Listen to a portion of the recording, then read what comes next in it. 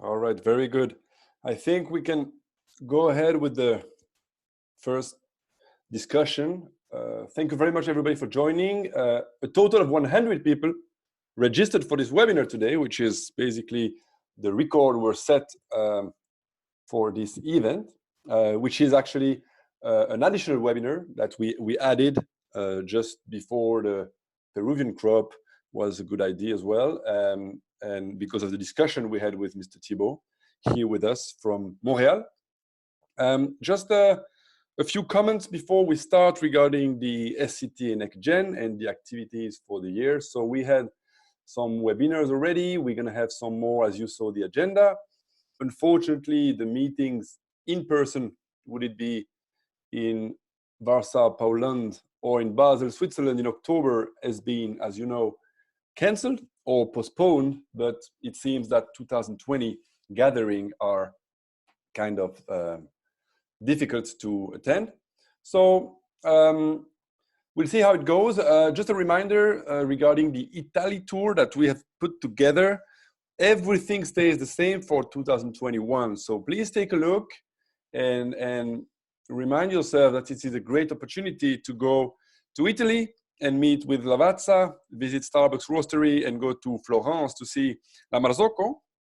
So that could be a great opportunity to meet, to travel together, to have a great time, and to talk about coffee.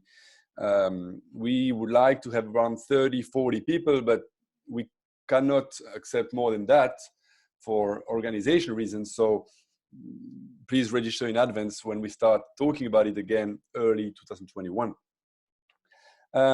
We sent you an email regarding the questions. They should go through the app. And I sent again an email this morning reminding you how to ask the questions about the webinar. So don't hesitate to post it in there, and we'll do our best, depending on the number of questions and how we understand them, to ask them at the end of the webinar to Mr. Joubert, all right? We're also gonna send you a feedback form after this webinar, and if you could take a few minutes to tell us what we could do better, what you would be interested in the future, how you found this webinar, or how you found what we do. So now we let Xenia to present the webinar of today. We are already 50 people attending, so now we can clearly go ahead with the start of this webinar. Thank you, Thibaud, for joining, and thank you, Xenia, for presenting. Thank you very much, Guillaume. It is really with great pleasure to have Thibaud Joubert with us today, bringing over 10 years of experience in agricultural sustainability. Thibaud will share a bit more on Eleva Finca's approach in driving meaningful change at origin and for producers in Latin America. The approach, which is based on value creation amongst others, is certainly different to the norm and thought-provoking. Thibaud, thank you very much for sharing your perspective today, and the floor is yours. Well, thank you, Xenia. Thank you, Guillaume, and thank you, Thomas, also maybe connected to us from home like everybody. I want to thank the NextGen Council from the SCTA for the opportunity to chat together today.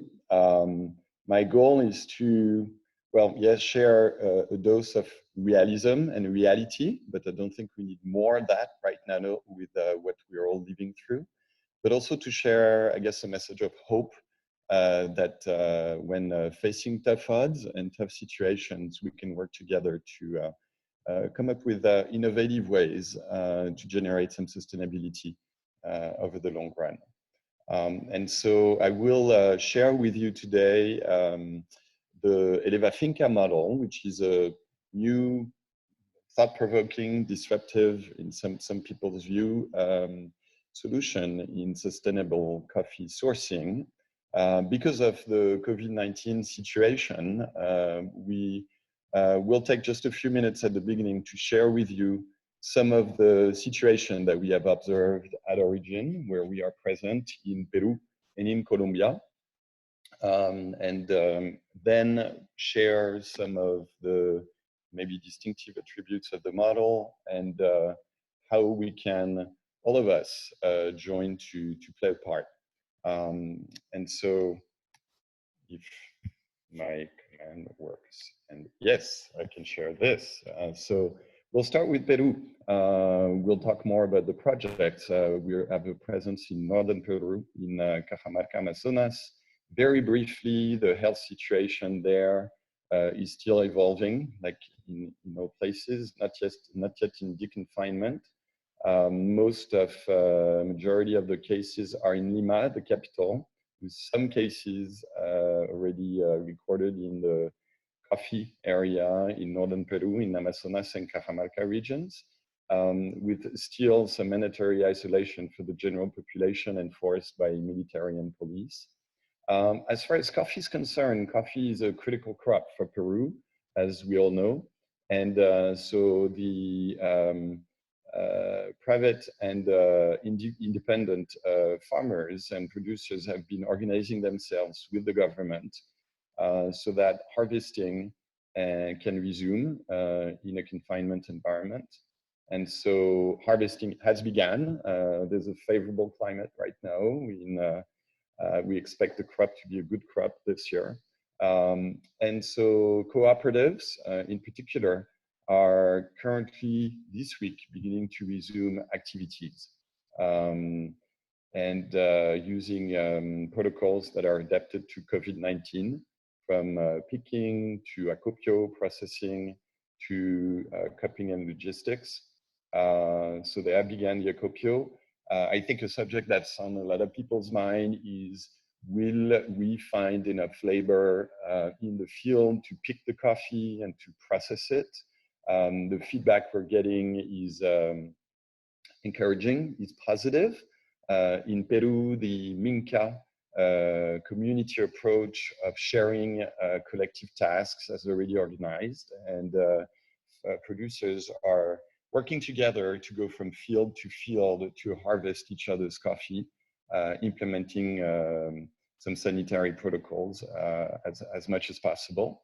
And so we also anticipate the government to be able to emit daily permits to the collective organizations like cooperatives to supplement the labor force at peak harvest season. So far in the field, we are seeing some organizations and some mitigation, and we don't expect short labor to be an issue.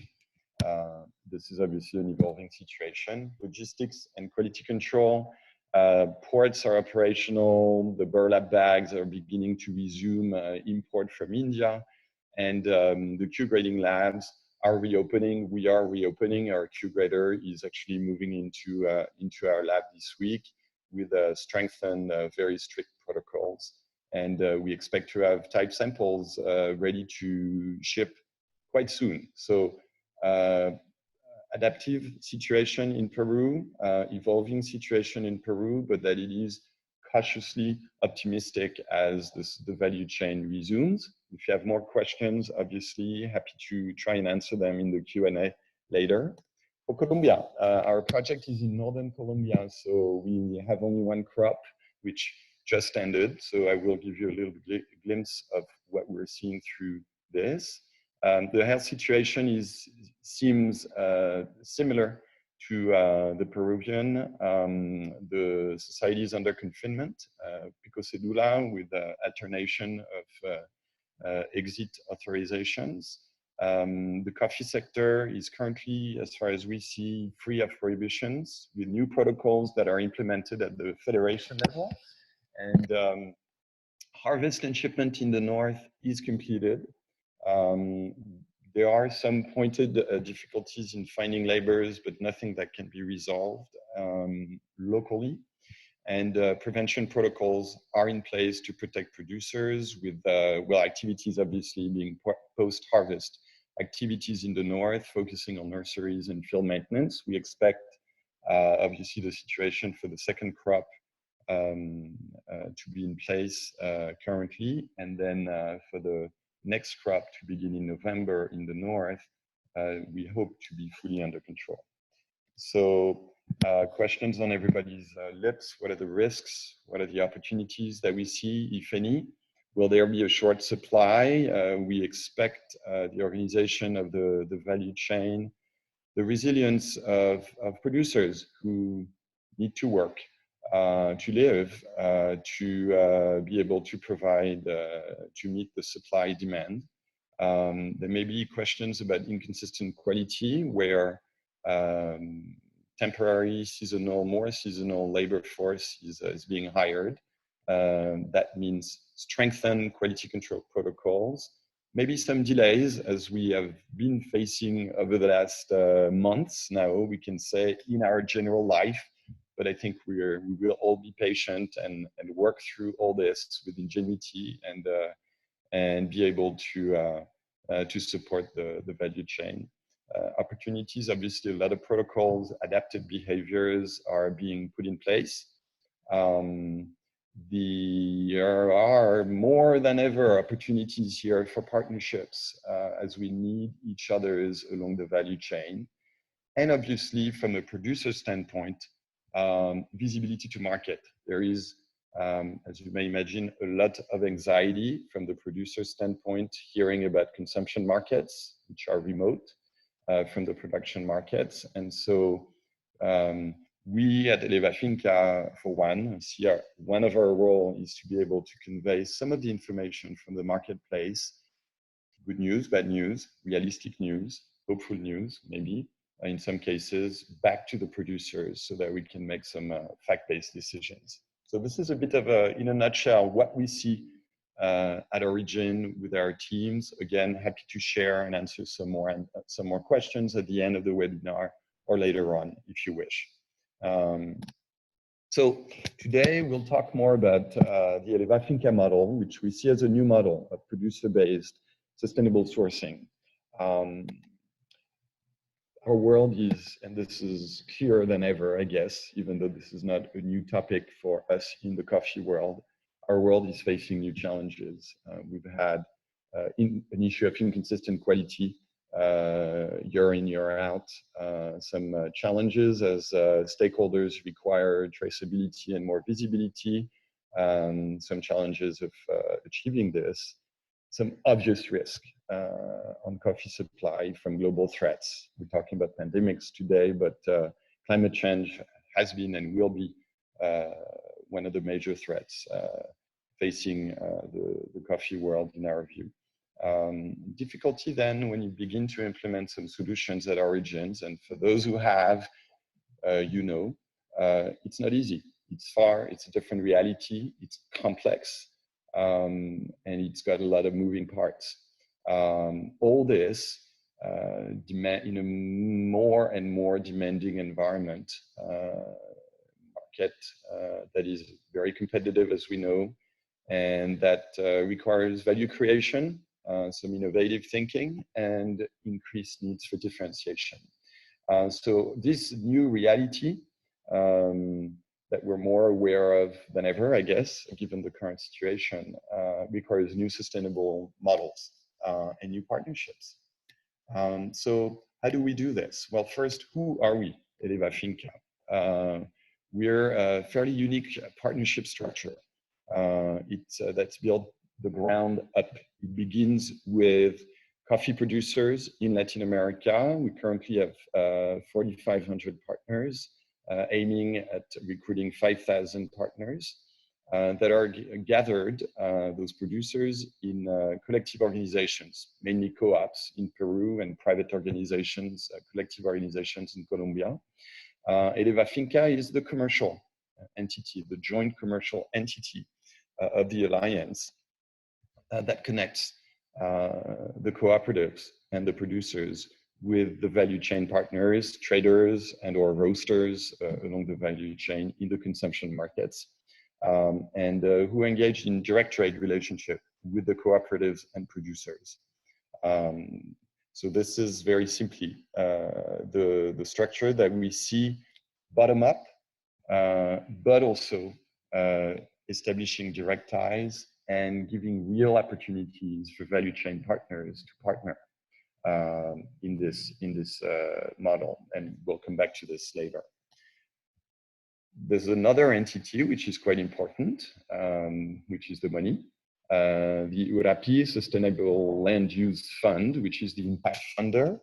It's a $50 million US private equity fund that is investing in community-based sustainable agroforestry projects in Latin America. So it is dedicated to the projects that Eleva Finca manages. It's got a long scope, 15 years of financing, which allows us to think about returns and cost also on a long horizon span, and that allows us to help generate returns for all value stakeholders. The first closing was in December 2018. Give you an example of the investors. They're from outside the coffee world, interested at committing investment against sustainable land use. Mirova in France, in Europe, is an impact fund that is managing the United Nations Land Degradation Neutrality Fund that was born out of COP21 under the auspices of the United Nations. And Fondation, which is here in Canada, which is a pension fund investment that's very much aligned with social and climate change initiatives. Where are we? We're aiming to be in 4 or 5 different origin projects. Since 2018, we're in northern Peru, in Cajamarca in Amazonas. We are beginning this year a new project in Colombia, in the northern part of Colombia, and are already working on due diligence for another Central Peru project and possibly projects in Honduras and Nicaragua. You see here that we aim to address and partner with producers to empower them to meet their sustainability needs, and at the same time to offer a simple turnkey solution for sourcing for the marketplace. So we've also aligning ourselves for projects based on market needs. A little bit more details. These are our field partners in the Café Selva Norte project in northern Peru. 3,000 producers are involved with 6 cooperatives of different sizes, different stages in their development also. In Colombia, in northern Colombia, not far from Santa Marta, in the mountains with beautiful views to the beach, with Red Ecol Sierra, 500 current producers involved. We're scaling up to 1,500. These are the first 2 projects where we can currently help source coffee. And so these are the who. The what. What is our portfolio of sustainable activities? Certified shade coffee is the first. It's 5 different activities like the hand. We need all 5 fingers to make the hand work.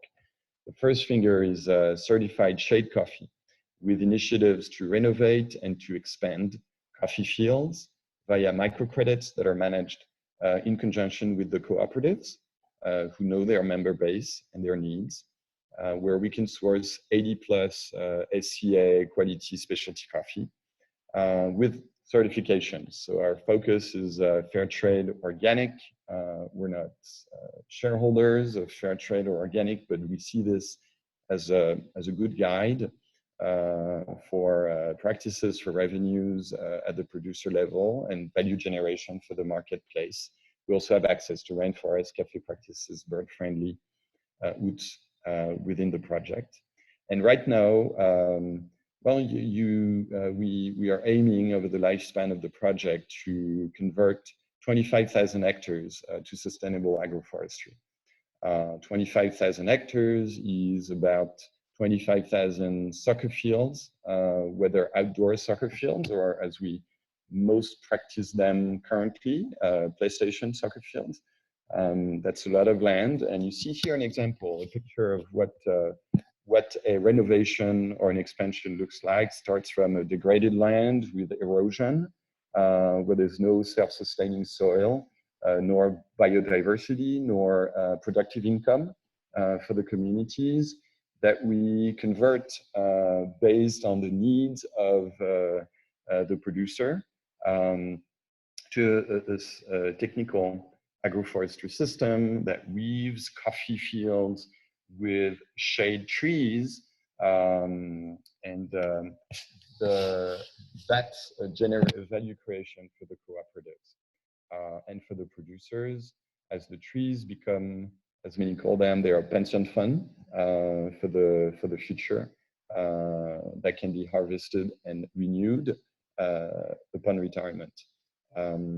There's not just obviously the technical, the financial capacity through the microcredits, but also the technical assistance that is very important to ensure the sustainability of those initiatives in the field. We began to generate partnerships also and walk the road with some partners like the Arbor Day Foundation in the United States that is committing to fund the shade trees in our project in Peru. Over the span of the project, we're looking at an average of 2 million trees planted every year. That's both shade and coffee trees, and about 850,000 hectares of forest conserved. That's a lot of land. That's about the size of Belgium right now, to give you an idea of the scope. Third activity, which is key for obviously the commercial aspect of the project, is providing quality assurance, traceability, and sales connections via an independent quality control lab at origin. That's in Jaén. You see here Henry, who's our SCTA certified curator, who's returning to his lab this week, and he will be the only one to return to the lab with the protocol to filter in and out all the coffee and to make sure that it is safe from a health perspective. We also have a back office with trilingual dedicated sales and traffic team at origin, and then globally, obviously, in Peru, Canada, and soon in Europe. We're building the fourth leg in the activities jointly with our cooperative partners, which is a dry processing mill in Jaén. We actually just imported the first machines. This is going to be the first, quite a statement, we think, the first project by Quimbria in Peru. Those who know Quimbria, this is a state-of-the-art processing infrastructure, raised platform, insulated flows that provide quality traceability and a great work environment. And the specificity in the model here is that the cooperatives are going to be equity co-owners of the mill, becoming full owner through the course of the project, so that by the 15-year mark, the fund has exited and the co-op is fully owned by the co-op members. So we hope when time allows, and it will, to welcome you all for an inauguration in Jaén, end of the year or early next year. We'll see what the context allows safely. And final, we plant, conserve a lot of trees, as you've seen, and so we're able to generate carbon offsets from coffee fields that are verified carbon units that are independently certified by VCS. For those of you who are familiar with the certification standard, it's about half, a little bit over half of the market for carbon offsets. And that's a source of value creation for the co-ops and of reporting and KPIs for the value chain partners. We expect to sequester about 25 million equivalents to CO2 tons over the life of the project, which is about the equivalent of taking 5 million cars off the road for an entire year. So again, a large scope and value generation for all partners. So these are the five activities that fall under the Eleva Finca umbrella. Why do we do this? We do this to generate sustainable opportunities of development for our partners and to generate opportunities to contribute to those KPIs, sustainable KPIs for value chain partners. And so we've aligned the project as an example against the United Nations Sustainable Development Goals that some of you use, some of you use other benchmarks, and we've gathered them under social, economic, and environmental focuses. And you can see that out of 17 goals, the project has very specific activities and deliverables and KPIs against 9 of them. I won't go into much detail today. These will be, along with the activities, available through a proprietary web platform that we call Finca, so that we can use this as quality control interface, but also as a repository of storytelling content for communications, internal, external, corporate, brand. This is currently in beta testing, and we're happy to recruit some volunteers to continue help us beta test what we are in development with Finca. So in short, what does Eleva Finca do? Well, it helps you make a difference to trace coffee and trace alongside the coffee sustainability impacts. It helps you accelerate reforestation efforts, helps you fight land degradation and climate change, among other global issues, and also obviously improve coffee producers' quality of life. How we make it happen, in summary, through a pre-financed sustainable agroforestry project with small producers aggregated as collective organizations, through processing activities that belong to the small producers, through dedicated field teams that are at origin, your eyes and hands, and the generation of carbon offsets from the coffee fields in order to help the value chain fight climate change. And all this is a source of quality communication content for storytelling. And obviously, we don't forget the basics with an independent quality control lab at origin with certified curators. We speak English, French, Spanish. Focus on quality, not just a product, but service. All this with the goal to help, yes, generate opportunities, generate increased incomes and revenue streams and value for all, but also reduce risk. And all this at, I would say, in a cost-effective fashion. So in summary, if we look at what we see, you know, I'd be curious to hear what is your perception of this model as a model among many others to try and make a sustainable difference. What we see as distinctive is the fact that we are focusing on sustainable impacts in a holistic fashion, both social, economic, and environmental, as we know more and more. And the current crisis that we're living through is I think, a good proof of this, that all those spheres are more than ever intertwined. And that if we address them synergetically, holistically, we'll have a much more sustainable model over time at origin. And it starts the ground up, obviously. The second piece is that this is not a zero-sum game in the sense that it's a model that helps generate new value streams at scale. You've seen the numbers, and I think seen how we generate value both for the producers and for value chain partners along the supply chain. And finally, how we are not afraid to think up, to dream, and to enact new types of partnerships. Partnerships where we connect people who have not collaborated in the past, who maybe were not very close in terms of collaboration opportunities or desire. But we share the same challenges. And what we've been seeing in our experience is obviously communication, alignment, and opportunities to collaborate is part of the solution.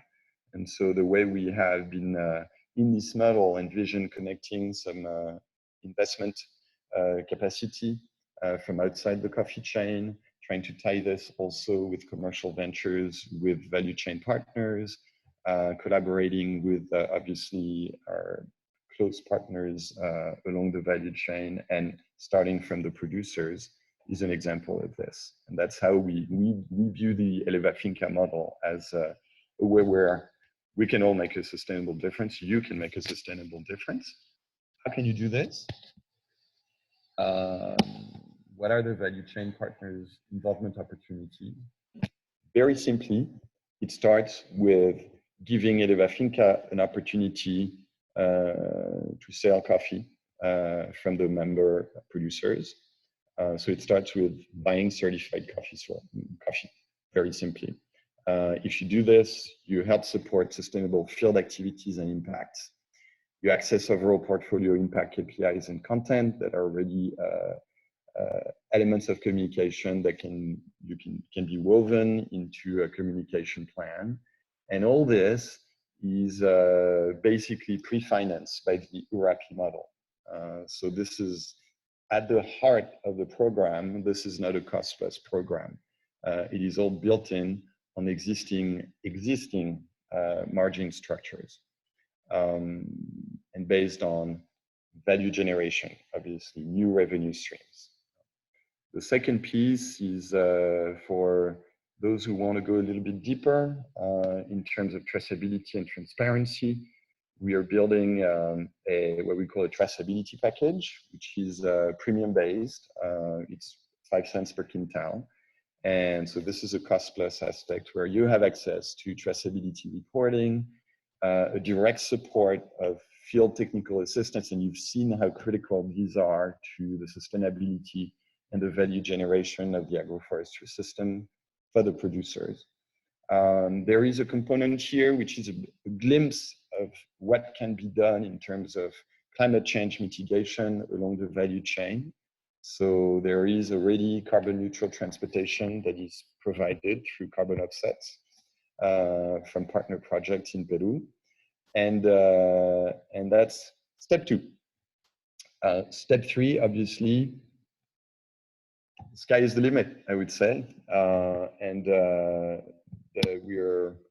We've been in operation for 2 years. We've been in development for more than that, obviously. And partnerships are born, ideas or contents of partnerships are born out of partners working together. And so there are opportunities here for ad hoc partnerships in terms of financial contributions, like the example of the relationship we have with the Arbor Day Foundation in the United States. There's opportunities for visibility, there's opportunities for contributing resources at origin, but also in the marketplace, as long as we're both, I guess, aligned with field activities and impacts. And so these are the ways that value chain partners can embark and help make a sustainable difference. And so I wanted to end with a note of optimism, of hope, which is a message from Jorge, who's from one of our partner cooperatives in Jaén, in Peru.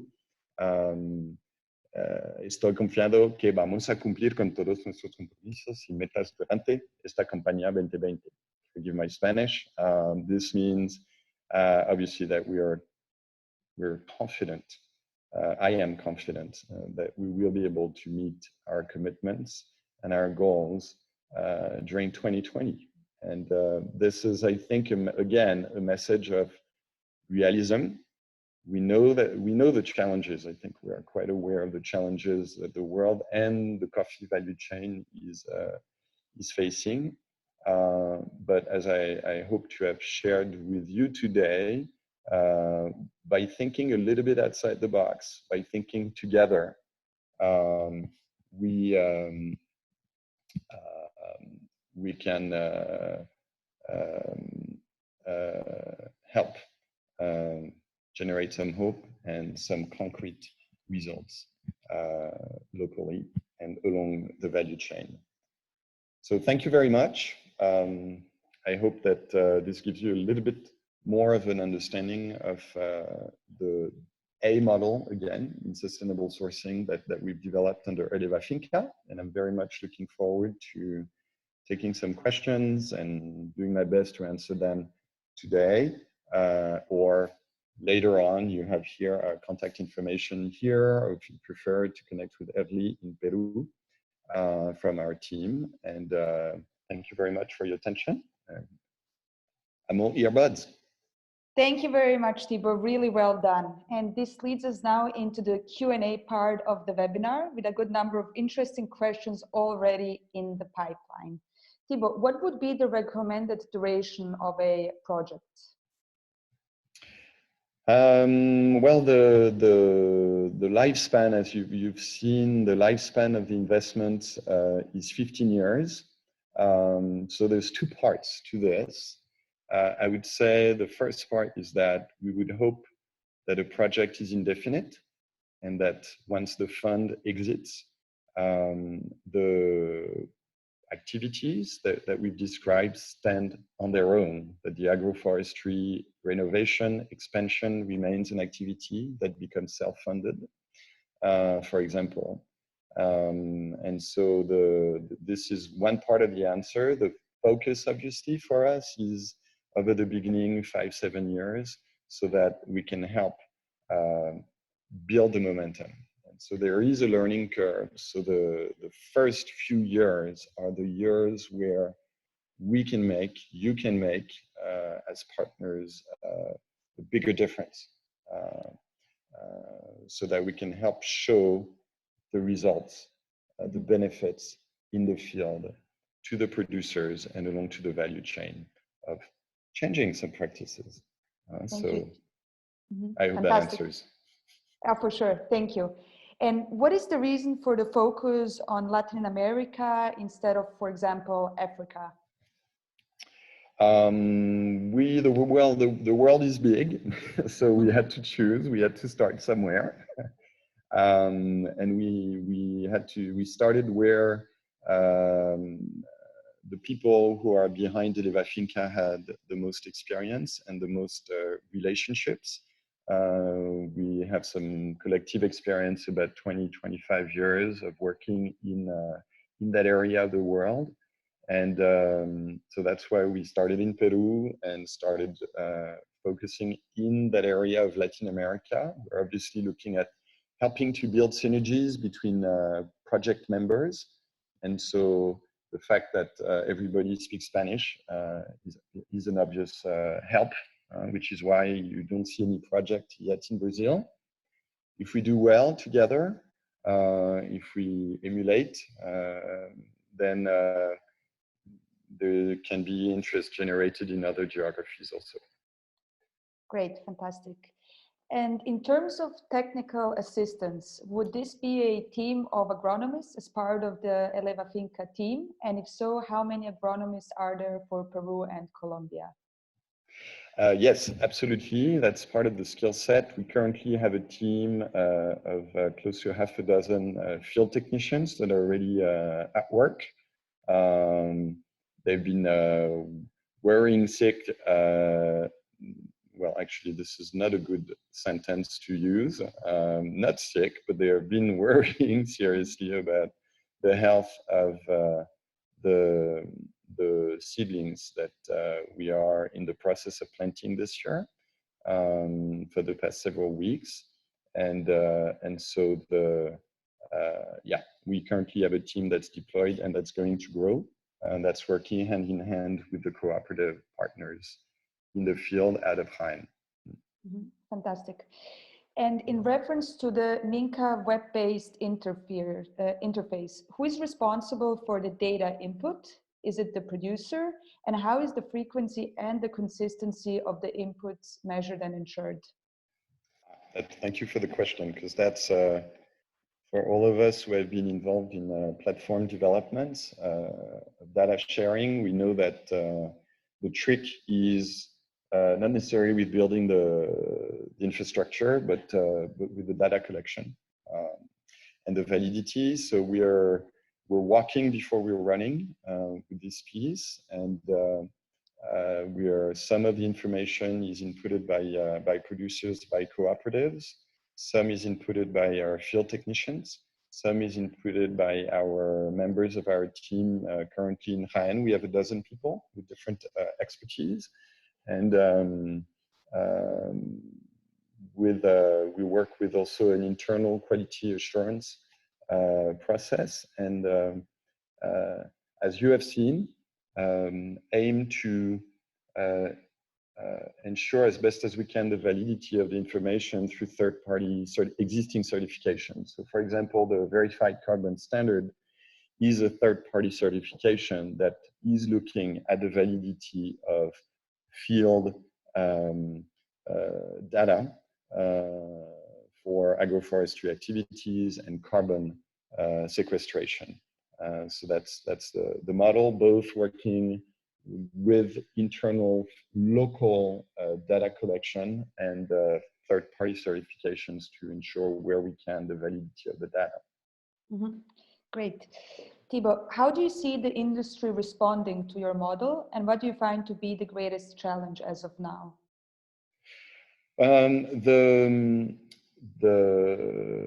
Well, I was very encouraged to see that there were more than 100 people who had signed up today, because we're a relatively newcomer. And so there is not yet a lot of knowledge in the industry about what the partners are trying to do within Eleva Finca. But I find this very encouraging. I think there's a lot of opening, there's a lot of curiosity. And opening to support what is being done in the field.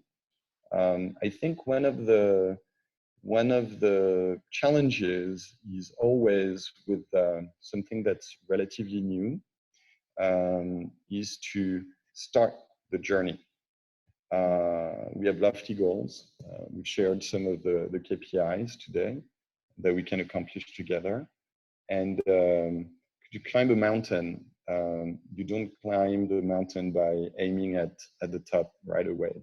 You just start by putting one foot in front of the other and begin the path together. And I think that's usually the challenge, is to work together and to find how we can collaborate to take those initial first steps. And once we start the journey, then the journey continues usually. And that's how we can reach the goal. So it's how do we find the best way together for it to make sense for all the stakeholders to start? Where do we start tomorrow? Thank you, Thibaud. And in terms of the cost structure, you had mentioned that the cost would be 5 cents per quintal, if I remember correctly. And so with that in mind, is there a relationship between the cost structure and time? In other words, as the project progresses and the improvements become visible and tangible, would this then also reduce the cost structure over time? So maybe I can answer in two ways to your question, Xinia. The 5 cents so is for access to a cost plus traceability package. Obviously, there is no cost increase to teaming up with the project and purchasing coffee from Eleva Finca and supporting activities impact and being able to communicate with communication content we generate already. There's a small premium if you want to go further and deeper. So that's A. B, because we have a 15-year investment horizon from URAPI, we're able to share expected economies of scale with all value stakeholders from day one. And so we're not waiting to be at scale to be able to provide the first step, which is number one support is by giving a chance to Eleva Finca and to the producers to sell you coffee, basically. And by doing that, you're already generating some benefiting from economies of scale. And so we are able to do this because we have investing partners who are looking at the 15-year horizon, not to wait to generate value creation. Great. And as we're approaching closer to the end of the webinar, maybe one final question, and it's one from me personally, Thibaud. What do you enjoy the most about your job? I would say travel. Thank you. Yeah, and about the efforts of Eleva Finca at Origin. I would say traveling and connecting some realities that we feel sometimes are far apart, but where we actually share more, we have more in common than we think. And I think the current situation is a good illustration of this, which I think we all like. Probably part of what we like in what we do in coffee is consumer markets are disconnected from producer markets. And so we like the traveling, the human experience. We're short of this right now. Hopefully this is temporary. But I think it's, so that's the human experience is what I really enjoy, is connecting those realities that are not, in the end, not that far. And I would say, I was talking about taking putting one foot in front of the other, is to do our best to start by putting one foot in front of the other and start a path toward a more hopeful world. That's my idealistic streak. Great. Well, Thibaud, thank you so much for giving us your gift of time and for sharing your perspective. I certainly have learned a lot today, so thank you for that. And with that, I will hand it back to Guillaume. Yes, well, thank you very much, Thibaud. I think you've been able to transmit the message, and we received a lot of message already saying that it's good to move forward with that kind of transparency, that type of help that's needed at Origin, even more now. I'm personally glad to hear that Peru is not having a problem today regarding the picking of the coffee. I received that same information from some other suppliers and cooperatives. So that's a good thing, which everybody was scared of. To everyone, thank you for joining. You have written down the email of Thibaud. Would you have any question, or would you like to buy some Peruvian coffee? Fair trade organic. And don't hesitate to come back to us via the email of the SCTA Next Gen for questions. The event has been recorded. The presentation is available, so we can share it with you. Would you want it?